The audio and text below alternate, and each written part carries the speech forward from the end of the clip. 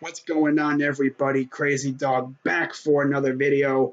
And this will be my Browns versus Chargers Week 13 recap as the Browns' quest for their first win of the season once again comes up short as they lose to the Chargers 19-10 and fall to 0-12 for the second consecutive season. And Hugh Jackson, in all his glory, falls to 1-27 as head coach of the Cleveland Browns. And oh yeah, that one win came last year on Christmas Eve against, you guessed it, the Chargers. So you already know they had this game circled on their calendars when the schedule came out in the offseason.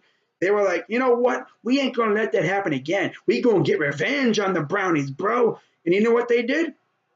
They came out and they beat our ass. Now, I got to give a lot of credit to the defense because that beating would have definitely shown on the scoreboard if our defense hadn't stepped up. Now, the beating showed on the stat boards, but not on the scoreboard, thanks to our defense. You know, our defense pretty much stepped up in key situations, held the Chargers to field goals when they should have been touchdowns, for real. You know, they could have easily scored touchdowns. I mean, they were in the red zone like 95% of the time they had the ball. Like, I think every time they had the ball, they went to the red zone, except for like the final few drives of the game. And oh, yeah, they punted twice in the entire game. Twice, 2 times. Both of those times were late in the game when the game was pretty much already decided because DeShone Kizer's out here making mistakes. You know, I expect a rookie to make mistakes, but really, this late in the season, you would have thought he would have learned his lesson. But no, he's still out here, you know, moving around with the ball all the way out here. Here comes Joey Bosa, just bam, swaps the ball and knocks it loose, and Chargers get the ball. And then, you know, we somehow stop them, get the ball back. I actually had hope that we were going to maybe make it a game, you know, maybe score a touchdown, maybe make it within a one-possession game. How dare I say that? Because that very next drive for the Browns, Kizer goes down, moves the ball down the field, had everyone thinking, oh my God, can they actually do something? Nope. Because then he throws an interception, game over. And now Browns are 0-12 again.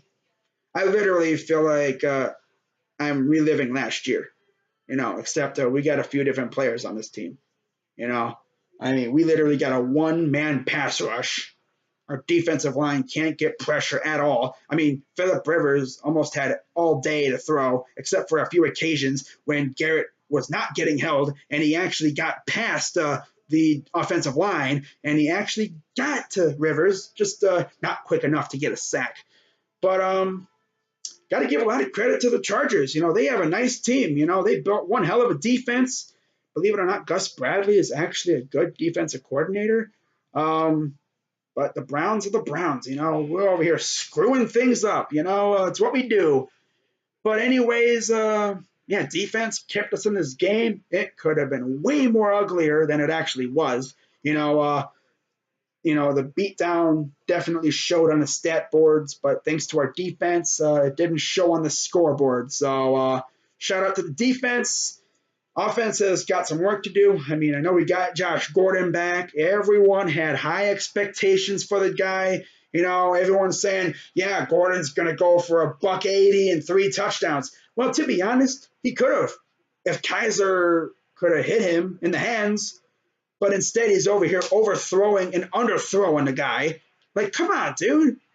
Hit him right in the hands. He would have had at least 3 touchdowns. In fact, we probably could have won this game if Kizer hits Gordon in the hands. But no, we're the Browns. You know, nothing ever goes our way, you know. And speaking of Gordon, he looked really good. You know, people thought he was going to be rusty. I thought he might have been off a little bit, but no. He went out there and started balling. I love it. You know, I just hope he can stay off the drugs, you know, because he might have something to build around for once on offense. You know, maybe he can develop a bit of a chemistry with Kizer. You know, that could have been the thing, too. He didn't really have a chemistry with Kizer. You know, this is the first time they've played together. They weren't on the same page. Just think when these two guys get on the same page, how dangerous they could be. Oh my God, it's insane, But whatever, this team could very well go 0-16. Oh man, I don't want to accept it, but it's probably going to happen. We got 4 more chances. We got the Packers, the Ravens, the Bears, and the Steelers.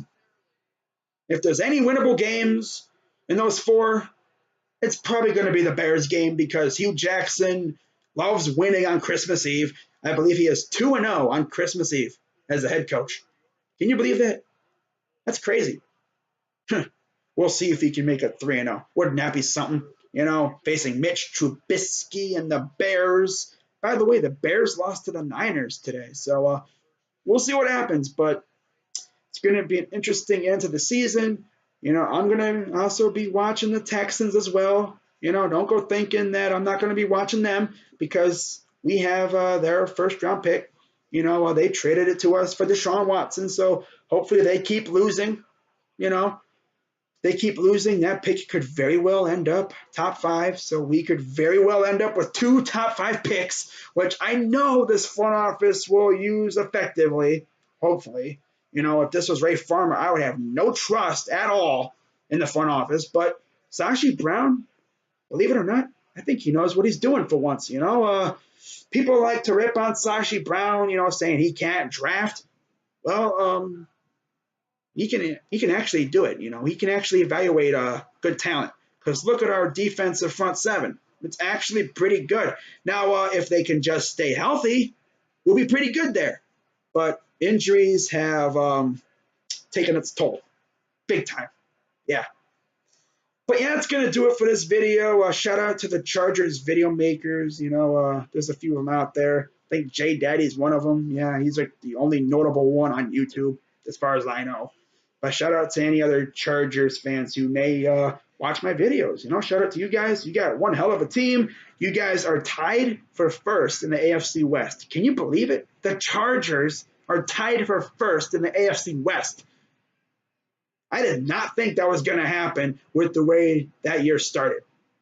0-4, and now here you are, 6-6. Meanwhile, the Chiefs over there choking, they were 5-0. Now they're 6-6. And then you got the Raiders, they're 6-6 as well. So it's getting pretty interesting in the AFC West. It's going to be a race to watch as the year ends. But yeah, I'm going to have my Packers preview out probably on Wednesday, so keep an eye out for that.